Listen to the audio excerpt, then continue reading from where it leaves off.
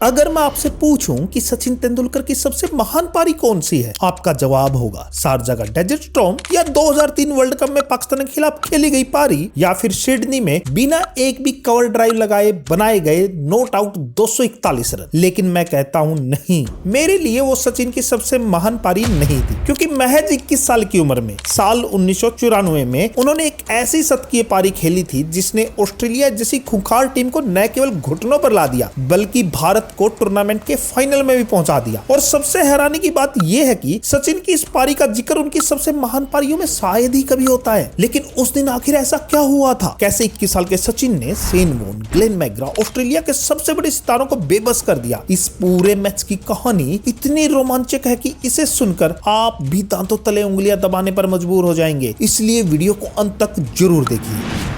साल 1994 श्रीलंका की धरती पर भारत, पाकिस्तान, श्रीलंका और ऑस्ट्रेलिया के बीच सिंगर वर्ल्ड सीरीज खेली जा रही थी। भारत अपना पिछला मुकाबला मेजबान श्रीलंका से हार चुका था। अब अगर टूर्नामेंट के फाइनल में जगह बनानी थी तो ऑस्ट्रेलिया के खिलाफ होने वाला मुकाबला हर हाल में जीतना जरूरी था। लेकिन सामने कोई आम टीम नहीं थी, बल्कि वो ऑस्ट्रेलिया थी जिसे उस दौर में विश्व क्रिकेट की सबसे खतरनाक टीम माना जाता था। Mark Taylor, Mark Waugh, Steve वो, शेन वॉर्न, ग्लेन मैकग्रा और हीली जैसे दिग्गजों से सजी इस टीम को हराना नामुमकिन माना जाता था। लेकिन भारतीय ड्रेसिंग रूम में बैठा 21 साल का एक लड़का इस नामुमकिन को मुमकिन करने की ठान चुका था। भारत के कप्तान मोहम्मद अजहरुद्दीन टॉस जीतकर पहले बल्लेबाजी करने का फैसला लेते हैं। भारत की तरफ से युवा सचिन तेंदुलकर और मनोज प्रभाकर पारी की शुरुआत करने के लिए मैदान में उतरते हैं। सचिन ने कुछ ही समय पहले वनडे क्रिकेट में ओपनिंग करनी शुरू की थी। इस दौरान उन्होंने कुछ ताबड़तोड़ पारियां जरूर खेली थी, लेकिन अभी तक उनके बल्ले से कोई बड़ी पारी नहीं आई थी। इसी वजह से उन पर भी सवाल तो उठने ही लगे थे। इसलिए आज सचिन पर भी दबाव था कि वो एक बड़ी पारी खेलकर अपने आलोचकों को जवाब दे। वहीं ऑस्ट्रेलिया की तरफ से गेंदबाजी की शुरुआत कर रहे थे उनके सबसे खतरनाक तेज गेंदबाज ग्लेन मैकग्रा, जिनकी स्टिक लाइन लेंथ और उछाल भरी गेंदों का सामना करना दुनिया के बड़े से बड़े बल्लेबाजों के लिए भी आसान तो नहीं होता था। लेकिन आज सचिन तेंदुलकर शायद कुछ अलग ही इरादे के साथ मैदान में उतरे थे। ओवर की दूसरी गेंद पर उन्होंने शानदार बैकफुट पंच खेला और गेंद दनदनाती हुई पॉइंट बाउंड्री के बाहर चली गई 4 रन के लिए। अगली गेंद पर ग्लेन मैकग्रा ने फिर एक फुल लेंथ गेंद फेंकी। सचिन ने ड्राइव करने की कोशिश की, लेकिन गेंद बल्ले का बाहरी किनारा लेकर स्लिप के पास से थर्ड मैन बाउंड्री के बाहर चली गई। इस तरह सचिन को लगातार दूसरा चौका मिल गया। हालांकि इस गेंद पर सचिन पूरी तरीके से बीट हुए थे। इसके बाद मैकग्रा उनके पास जाकर स्लेजिंग भी करते हैं, लेकिन सचिन इसका जवाब देते हैं। ओवर की आखिरी गेंद पर एक और फुल लेंथ गेंद पर वह पूरी तरीके से गेंद के ऊपर आते हैं और शानदार कवर ड्राइव खेलते हैं। गेंद एक्स्ट्रा कवर और कवर के बीच से बिजली की रफ्तार से बाउंड्री की ओर निकल जाती है। हालांकि बाउंड्री लाइन पर गेंद फील्ड हो जाती है, लेकिन तब तक दोनों बल्लेबाज आराम से 3 रन पूरे कर चुके होते हैं। और इस तरह पहली ओवर में सचिन ने ग्लेन मैकग्रा के खिलाफ 13 रन बटोरकर साफ संदेश दे दिया था, भारत इस अहम मुकाबले में किसी भी तरह के दबाव में खेलने नहीं आया है। और सचिन तेंदुलकर वो आज अपने असली रंग में नजर आ रहे थे। हालांकि इसके बाद दोनों बल्लेबाज थोड़ा संभल कर खेलते हैं। गेंद स्विंग भी हो रही थी, थोड़ा रुक कर भी आ रही थी, जिससे साफ पता चल रहा था इस पिच पर बल्लेबाजी करना बिल्कुल भी आसान तो नहीं होगा। इसलिए दोनों बल्लेबाज शुरुआती स्पेल को सावधानी से खेल रहे थे। लेकिन 5वें ओवर की आखिरी गेंद पर मनोज प्रभाकर भी ग्लेन मैकग्रा को शानदार चौका जड़ते हैं। अब 5 ओवर के बाद भारत का स्कोर 22 रन पर पहुंच चुका था और 1994 के दौर के हिसाब से देखा जाए तो भारत को एक अच्छी शुरुआत मिल चुकी थी, क्योंकि ये वो दौर था जब शुरुआती ओवरों में टीमें विकेट बचाकर खेलना ज्यादा पसंद करती थी। इसके बाद अगला ओवर लेकर क्रेग मैकडरमोट आते हैं, लेकिन सचिन उनका भी स्वागत शानदार अंदाज में करते हैं। वे गेंद को फ्लिक करते हैं और स्क्वायर लेग एम्पायर के पास से एक बेहतरीन चौका बटोर लेते हैं। सचिन तेंदुलकर अपने बल्लेबाजी से दिखा रहे थे कि एक ओपनर का काम सिर्फ विकेट बचाना नहीं होता, बल्कि फील्ड रिस्ट्रिक्शन का पूरा फायदा उठाते हुए तेजी से रन बनाना भी होता है। और सचिन तेंदुलकर अपने बल्ले से आज ओपनिंग की एक नई परिभाषा वर्ल्ड क्रिकेट के लिए लिख रहे थे। वहीं कहते हैं खरबूजे को देखकर खरबूजा रंग बदलता है, और वहीं प्रभाकर के लिए भी हुआ। सचिन की आक्रामक बल्लेबाजी देखकर प्रभाकर भी शानदार कवर ड्राइव खेलते हुए मैकग्रा को चौका जड़ देते हैं। भारत की इस आक्रामक बल्लेबाजी ने मार्क टेलर जैसे बड़े कप्तान को भी टेंशन में तो डाल ही दिया था। अब वह क्रेग मैकडरमोट को सचिन के खिलाफ यॉर्कर फेंकने का इशारा करते हैं, लेकिन सचिन थोड़ा सा ऑफसाइड की ओर सफल होते हैं और गेंद को लॉफ्ट करते हुए भारतीय पारी का पहला छक्का जड़ देते हैं। इस शानदार छक्के ने पूरे स्टेडियम के दर्शकों को झूमने पर मजबूर कर दिया था। मैच श्रीलंका में जरूर खेला जा रहा था, लेकिन पूरा स्टेडियम अब सचिन सचिन के नारों से गूंज रहा था। युवा सचिन ने अपनी धमाकेदार बल्लेबाजी से पूरे स्टेडियम को जैसे अपना दीवाना बना दिया हो, और वनडे के उस दौर में भी सचिन ऐसी बल्लेबाजी कर रहे थे जैसे आज के T20 क्रिकेट में देखने को मिलती है। 8 ओवर में भारत का स्कोर 47 रन पर पहुंच चुका था, जिसमें 34 रन अकेले सचिन तेंदुलकर के थे। अब इसी से अंदाजा लगाया जा सकता है सचिन किस तरह ऑस्ट्रेलियाई गेंदबाजों पर पूरी तरीके से हावी हो चुके थे। अपने तेज गेंदबाजों की बेरहमी से पिटाई होने के बाद कप्तान मार्क टेलर अपने तुरुप का इक्का निकालते हैं। गेंदबाजी के लिए बुलाते हैं वो वर्ल्ड क्रिकेट के सबसे बड़े स्पिनर शेन वॉन को, जिनके बारे में कहा जाता था कि वो बर्फ पर भी गेंद को स्पिन करा सकते हैं। लेकिन सचिन तेंदुलकर वो तो आज कुछ अलग ही मोड में बल्लेबाजी कर रहे थे। शेन वॉन की दूसरी गेंद पर वह बैकफुट पर जाते हैं, शानदार कट शॉट खेलते हैं और गेंद गोली की रफ्तार से दनदनाती हुई 4 रन के लिए सीमा रेखा के बाहर चली जाती है। मैच से पहले कहा जा रहा था कि बीती रात तेज बारिश हुई है, जिससे आज मैदान की आउटफील्ड काफी धीमी होगी और गेंद का बाउंड्री तक पहुंचना आसान नहीं होगा। लेकिन सचिन तेंदुलकर के ग्राउंडेड शॉट इतने दमदार थे कि गेंद बिना रुके सीधे बाउंड्री के बाहर जा रही थी। इस चौके के साथ भारत के 50 रन भी पूरे हो चुके थे। ये देखकर हर कोई हैरान था कि भारत ने सिर्फ 9वें ओवर में अपने 50 रन पूरे कर लिए, क्योंकि 94 के दौर में टीमें 50 रन बनाने के लिए आमतौर पर 12 से 14 ओवर लेती थी। लेकिन सचिन की इस आक्रामक बल्लेबाजी की बदौलत भारत ने सिर्फ 9वें ओवर में ही यह मुकाम हासिल कर लिया था। लेकिन सचिन का बल्ला यही नहीं रुकता। अगली गेंद पर वह फिर से बैकफुट पर जाते हैं और एक शानदार कट शॉट खेलते हैं। इस बार गेंद पॉइंट के फील्डर के बाईं ओर से चौके के लिए निकल जाती है। पहला चौका पॉइंट के फील्डर के दाईं ओर से गया था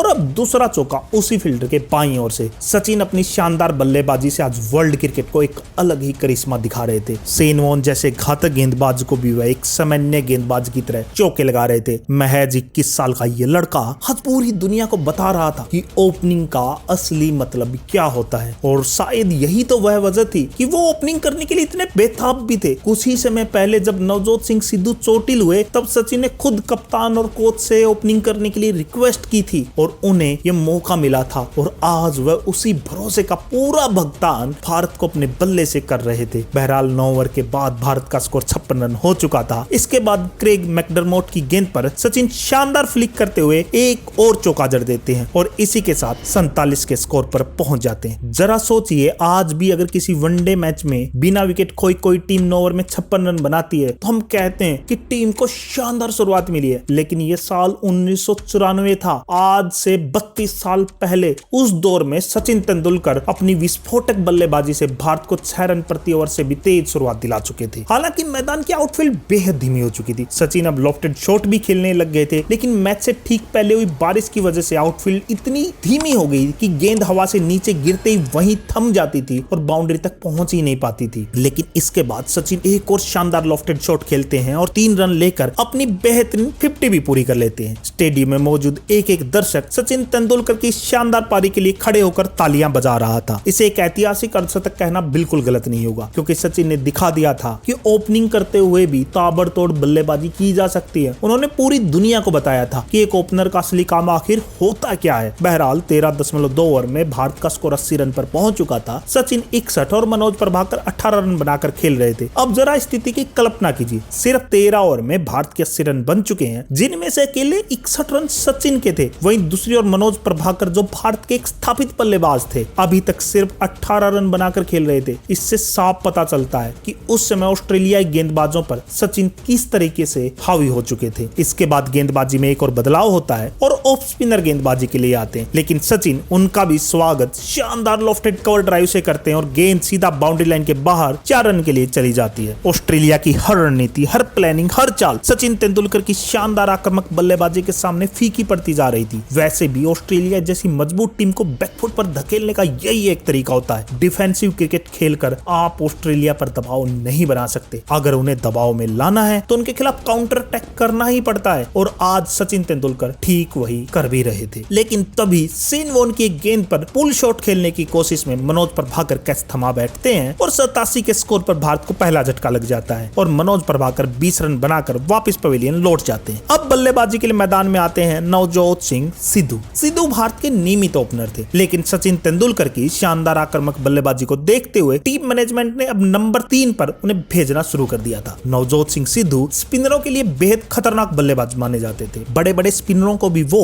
एट व्हील चौके छक्के लगाने की क्षमता रखते थे। मैदान पर आते ही वह टीम में के खिलाफ कदमों का शानदार इस्तेमाल करते हैं और डीप मिड विकेट की दिशा में बेहतरीन चौका जड़ देते हैं। इसके साथ ही भारत का स्कोर 92 रन पर पहुंच चुका था। लग रहा था कि मनोज प्रभाकर का विकेट गिरने का भारतीय टीम पर कोई असर ही नहीं पड़ा था। शायद सचिन तेंदुलकर की आक्रामक बल्लेबाजी से पूरी टीम ने सीख लिया था कि आज ऑस्ट्रेलिया के खिलाफ किस अंदाज में बल्लेबाजी करनी है और अगर उन्हें हराना है तो उन पर दबाव कैसे बनाना है। लेकिन सिद्धू का बल्ला यही नहीं रुकता। अगली गेंद पर वह फिर से कदमों का इस्तेमाल करते हैं और गेंद को लॉफ्ट करते हुए एक और चौका जड़ देते हैं। शायद वो भी टीम मैनेजमेंट को बता रहे थे कि आक्रामक बल्लेबाजी करने का दम सिर्फ सचिन में ही नहीं उनमें भी है। इसके बाद सिद्धू एक बार फिर से कदमों का इस्तेमाल करते हैं और गेंदबाज के सिर के ऊपर से एक शानदार छक्का जड़ देते हैं। टीम में को उन्होंने पूरी तरीके से तहस नहस कर दिया था। अपने बल्लेबाजी से वो दिखा रहे थे आखिर क्यों उन्हें स्पिनरों के खिलाफ चौके छक्के लगाने वाला बल्लेबाज माना जाता है। उस दौर में स्पिन गेंदबाजी के खिलाफ उनकी क्लास अलग ही थी। भारतीय ड्रेसिंग रूम भी अब काफी शांत और कॉन्फिडेंट नजर आ रहा था। लेकिन इसके बाद सिद्धू एक बार फिर से गेंद को लॉफ्ट करते हैं। इस बार गेंद सीधा मिड विकेट पर खड़े फील्डर के हाथ में चली जाती है और इस तरह सिद्धू 24 रन की एक आक्रामक पारी खेलकर आउट हो जाते हैं। 25 ओवर के बाद भारत का स्कोर 2 विकेट के नुकसान पर 129 रन था। सिद्धू की 24 रन की यह पारी भले ही छोटी लगे, लेकिन उन्होंने एक बेहतरीन छोटा सा कैमियो खेलकर भारत को दबाव में नहीं आने दिया था। सिद्धू के आउट होने के बाद भारत के कप्तान मोहम्मद अजहरुद्दीन बल्लेबाजी के लिए मैदान में उतरते हैं। वहीं दूसरे छोर पर सचिन अब पूरी तरीके से सेट हो चुके थे और 83 रन बनाकर बल्लेबाजी कर रहे थे। लेकिन अब गेंद पुरानी हो चुकी थी, स्पिन के साथ रिवर्स स्विंग भी हो रही थी और श्रीलंका की धीमी पिच पर रन बनाना बेहद मुश्किल हो चुका था। इसलिए सचिन और अजहर एक एक 2-2 रन लेकर ही स्कोर को आगे बढ़ा रहे थे। 30 ओवर के बाद भारत का स्कोर 148 रन पर पहुंच चुका था। अब एक बार फिर ग्लेन मैकग्रा को गेंदबाजी के लिए बुलाया जाता है, लेकिन अजहर अपनी कलाइयों का जादू दिखाते हैं और शानदार फ्लिक शॉट खेलते हुए गेंद को सीमा रेखा के बाहर पहुंचा देते हैं। शुरुआती ओवरों में सचिन ने जिस तरह मैकग्रा पर काउंटर अटैक किया था, शायद उसी का असर था कि मैकग्रा अभी तक अपनी लय वापस नहीं पकड़ पाए थे। उधर सचिन 90 के स्कोर पर पहुंच चुके थे। यह उनके इंटरनेशनल वनडे क्रिकेट का अब तक का सर्वोच्च स्कोर भी था। और अब सबसे बड़ा सवाल यही था, क्या ये युवा बल्लेबाज आज अपने करियर का पहला वनडे शतक लगा पाएगा? क्या उसमें इतना टेम्परामेंट है कि वह इस शानदार शुरुआत को शतक में बदल सके? यह देखना बेहद दिलचस्प हो चुका था। अब गेंदबाजी के लिए माइकल बेवन आते हैं, लेकिन सचिन बैकफुट पर जाते हैं और शानदार शॉट खेलते हुए गेंद को कवर बाउंड्री के बाहर भेज देते हैं। चौके के साथ ही वह 94 के स्कोर पर पहुंच जाते हैं। दूसरे छोर पर अजहरुद्दीन भी आक्रामक बल्लेबाजी कर रहे थे। उनकी बल्लेबाजी की वजह से सचिन पर भी ज्यादा दबाव नहीं आ रहा था, क्योंकि दोनों लगातार स्कोरबोर्ड को आगे बढ़ा रहे थे। 35 ओवर के बाद भारत का स्कोर 173 रन पर पहुंच चुका था। अब एक बार फिर गेंदबाजी के लिए क्रेग मैकडरमोट को बुलाया जाता है, लेकिन तभी मोहम्मद अजहरुद्दीन गेंद पर बल्ले का बाहरी किनारा लगा बैठते हैं और विकेट कीपर इयान हीली आसान सा कैच पकड़ लेते हैं और इस तरह अजहरुद्दीन 31 रन बनाकर आउट हो जाते हैं और भारत को 173 के स्कोर पर तीसरा झटका लग जाता है। अब नए बल्लेबाज के रूप में विनोद कांबली मैदान में उतरते हैं, सचिन के बचपन के दोस्त। और अब क्रीज पर थी 2 यारों की जोड़ी, सचिन तेंदुलकर और विनोद कांबली। दोनों पर जिम्मेदारी थी कि भारत के स्कोर को एक बड़े टोटल तक पहुंचाया जाए। वहीं सचिन 98 पर बल्लेबाजी कर रहे थे और अब गेंदबाजी के लिए बुलाया गया दिग्गज शेन वॉर्न को। ऑस्ट्रेलिया टीम सोच रही थी कि सचिन को शेन वॉर्न के सामने दबाव में लाया जा सकता। आखिर ये युवा बल्लेबाज अपने पहले अंतरराष्ट्रीय शतक से सिर्फ 2 रन दूर था, लेकिन सचिन शानदार शॉट खेलते हुए तेजी से 2 रन पूरे कर लेते हैं और इसी के साथ अपने वनडे इंटरनेशनल क्रिकेट का पहला शतक पूरा कर लेते हैं। किसे पता था यह बल्लेबाज आगे चलकर वनडे क्रिकेट में 49 शतक लगाएगा और अंतरराष्ट्रीय क्रिकेट में 100 शतकों का ऐसा रिकॉर्ड बनाएगा जिसे छू पाना भी किसी के लिए आसान नहीं होगा। लेकिन यकीन मानिए, उन 100 शतकों से भी इस शतक की खुशी शायद सबसे अलग रही होगी, क्योंकि यह उनके वनडे इंटरनेशनल करियर का पहला शतक था। और इसकी सबसे खास बात देखिए, उस समय नॉन स्ट्राइक एंड पर खड़े थे उनके बचपन के दोस्त विनोद कांबली। 2 ऐसे दोस्त जिन्होंने एक साथ क्रिकेट खेलना शुरू किया, एक साथ सपना देखा कि एक दिन भारत के लिए खेलेंगे। और आज जब सचिन अपने वनडे करियर का पहला शतक पूरा कर रहे थे, तब उनके साथ वही बन के बचपन के दोस्त विनोद कांबली मौजूद थे जो उन्हें गले लगकर बधाई दे रहे थे। पूरा स्टेडियम इस ऐतिहासिक पल का जश्न मना रहा था, लेकिन तब शायद किसी को अंदाजा नहीं था यह शतक सिर्फ शुरुआत है। आने वाले सालों में इस बल्ले से न जाने कितने शतक निकलेंगे और यही खिलाड़ी आगे चलकर क्रिकेट का भगवान कहलाएगा। 43 ओवर में भारत का स्कोर 211 रन पर पहुंच चुका था। सचिन 110 रन पर बल्लेबाजी कर रहे थे, लेकिन तभी क्रेग मैकडरमोट की एक शानदार यॉर्कर पर सचिन बड़ा शॉट खेलने की कोशिश में बोल्ड हो जाते हैं और यह जोखिम लेना भी जरूरी था क्योंकि पारी के सिर्फ 7 ओवर ही तो बचे थे। ऐसे समय में बड़े शॉट खेलना टीम की जरूरत थी और उसी कोशिश में सचिन अपना विकेट गवा बैठे थे। 110 रन की यह शानदार शतकीय पारी भारत को मैच में मजबूती से खड़ा कर चुकी थी और वो अब वापस पवेलियन में जा रहे थे। सचिन के आउट होने के बाद हरियाणा हरिकेन भारत के पूर्व कप्तान और विश्व के महान ऑलराउंडरों में से एक कपिल देव बल्लेबाजी के लिए मैदान में उतरते हैं। पारी के अंतिम 7 ओवर बचे थे। अब देखना था कि इन आखिरी ओवरों में भारतीय टीम किस तरह अपनी पारी का समापन करती है, क्योंकि ऑस्ट्रेलिया जैसी मजबूत टीम को हराना था तो भारत के लिए बड़ा स्कोर खड़ा करना बेहद जरूरी था। अब यह जिम्मेदारी थी विनोद कांबली और कपिल देव की जोड़ी पर। तभी विनोद कांबली एक शानदार शॉट खेलते हैं, गेंद कवर की दिशा में बाउंड्री लाइन की तरफ जाती है। दोनों दूसरे रन के लिए तोड़ पड़ते हैं, लेकिन दूसरा रन लेने की कोशिश में कपिल देव रन आउट हो जाते हैं।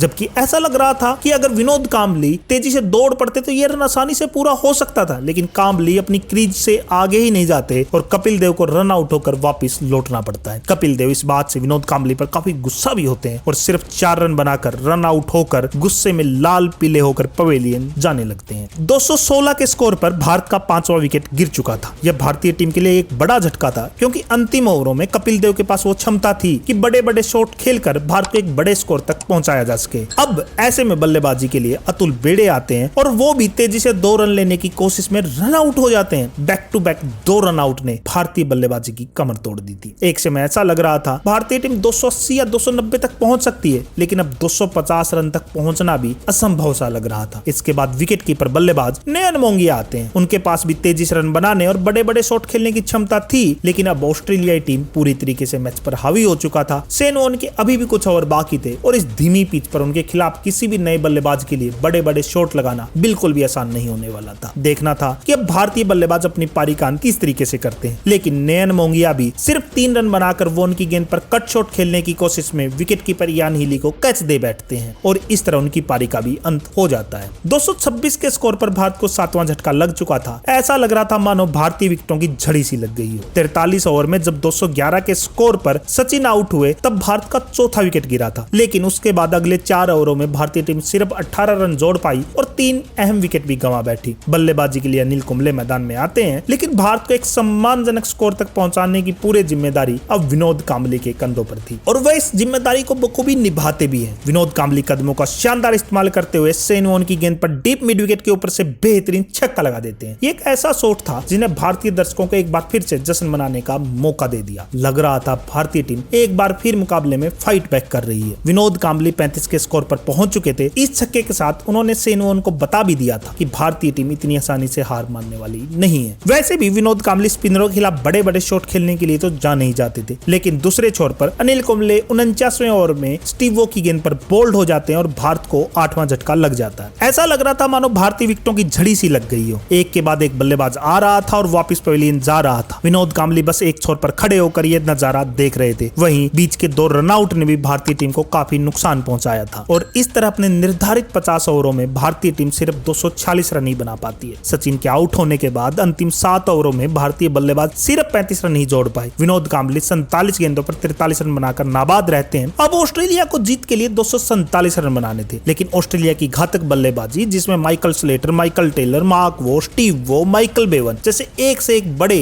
बल्लेबाज मौजूद थे, उनके सामने ये लक्ष्य बहुत छोटा सा लग रहा था और सारे क्रिकेट एक्सपर्ट अब कह रहे थे भारत इस टूर्नामेंट से बाहर हो चुका है। लेकिन ऑस्ट्रेलियाई टीम को जरा भी अंदाजा नहीं था कि आज उनके साथ ऐसा क्या होने वाला है जो इस मैच को क्रिकेट इतिहास का सबसे रोमांचक मैच बना देगा। इसलिए इस वीडियो में अंत तक बने रहे और कमेंट में जय हिंद जरूर लिखिए। ऑस्ट्रेलिया की तरफ से माइकल स्लेटर और माइकल टेलर ओपनिंग के लिए आते हैं और दोनों आते ही भारतीय गेंदबाजों पर टूट पड़ते हैं और चौकों की बारिश करते हुए 4 ओवर में ही ऑस्ट्रेलिया का स्कोर 22 रन पर पहुंचा देते हैं। लेकिन तभी मनोज प्रभाकर एक शानदार गेंद पर मार्क टेलर को आउट करके कंगारुओं को पहला झटका दे देते हैं और अब बल्लेबाजी के लिए उनके सबसे भरोसेमंद बल्लेबाज मार्क वो मैदान में आते हैं और अब दोनों बल्लेबाज मिलकर फिर से भारतीय गेंदबाजों की धुनाई शुरू कर देते हैं। स्पिन हो या फास्ट, दोनों ही ये बल्लेबाज शानदार तरीके से खेल रहे थे। 11 ओवर में ऑस्ट्रेलिया का स्कोर 56 रन पर पहुंच चुका था। भारत की टेंशन बढ़ रही थी और ऐसे में जिम्मेदारी संभालते हैं कपिल देव। वो स्लेटर को प्रभाकर के हाथों कैच आउट करवा के भारत को दूसरी सफलता दिलवा देते हैं और अब बल्लेबाजी के लिए आते हैं डेविड बूम, जो अपनी आक्रामक बल्लेबाजी के लिए जाने जाते थे और वो आते ही इसकी झलक दिखाना भी शुरू कर देते हैं। वहीं दूसरी तरफ मार्क वो भी अपनी आक्रामक बल्लेबाजी से भारतीय गेंदबाजों की धुनाई कर रहे थे। 27 ओवर में ऑस्ट्रेलिया का स्कोर 123 रन पर पहुंच चुका था और उन्हें यहां से जीत के लिए सिर्फ 124 रन चाहिए थे। सबको लग रहा था ये मैच तो कंगारुओं का हो चुका, लेकिन तभी राजेश चौहान एक शानदार गेंद पर बून को बोल्ड करके मैच को बदल देते हैं। ये विकेट भारत के लिए कितना जरूरी था वो आप राजेश चौहान के जश्न से ही समझ जाइए। और अब बल्लेबाजी के लिए आते हैं स्टीव वो और मार्क वो की दो भाइयों की जोड़ी उस दौर की सबसे खतरनाक जोड़ी मानी जाती थी, इसलिए भारत के लिए बेहद जरूरी था कि इसे जल्दी तोड़ा जाए और भारत के लिए ये काम एक बार फिर राजेश चौहान करते हैं और मार्क वो को बोल्ड करके भारत को एक और सफलता दिलवा देते हैं। इसके बाद मनोज प्रभाकर एक शानदार यॉर्कर पर उनके भाई स्टीव वो को भी बोल्ड करके पवेलियन भेज देते हैं। अब ऑस्ट्रेलिया को यहाँ से जीत के लिए 25 गेंदों पर 38 रन की जरूरत थी और भारत के लिए सबसे चिंता की बात थी कि उस दौर के सबसे बड़े फिनिशर माइकल बेवन अभी भी क्रीज पर थे, जो अकेले दम पर ही अपनी टीम को हारा हुआ मैच जितवा देते थे। तभी प्रभाकर शानदार फील्डिंग करते हुए इयान हीली को रन आउट करके ऑस्ट्रेलिया को 7वां झटका देते हैं। लेकिन इसके बावजूद सबको यही लग रहा था कि बेवन अपने दम पर ऑस्ट्रेलिया को जैसे तैसे जीत दिलवा ही देंगे, लेकिन अब गेंद थी भारत के सबसे बड़े स्पिनर अनिल कुंबले के हाथों में और वो एक शानदार गेंद पर बेवन को सिद्धू के हाथों कैच आउट करवा के कंगारुओं के ताबूत में अंतिम कील ठोक देते हैं। इसके बाद की पूरी टीम 215 रन पर ऑल आउट हो जाती है और भारत यह मैच 31 रन से जीतकर अपने फाइनल में पहुंचने की लड़ाई जारी रखता है और इसके बाद यह फाइनल भी जीतता है। लेकिन इस मैच को याद रखा गया सचिन तेंदुलकर के पहले एक दिवसीय शतक के लिए, जिसके बाद उन्होंने ऐसी बल्लेबाजी करना शुरू कर दिया कि लोग उन्हें क्रिकेट का भगवान कहने लगे। इसलिए मेरे लिए ये उनके ओडीआई करियर की सबसे बड़ी पारी थी, क्योंकि इसी ने तो उन्हें और टीम को, पूरे देश को एक नया भरोसा दिया। दोस्तों, आप सचिन की इस पारी को 10 में से कितने अंक देंगे कमेंट में जरूर बताइए और वीडियो को लाइक करके चैनल को सब्सक्राइब जरूर कर लीजिए।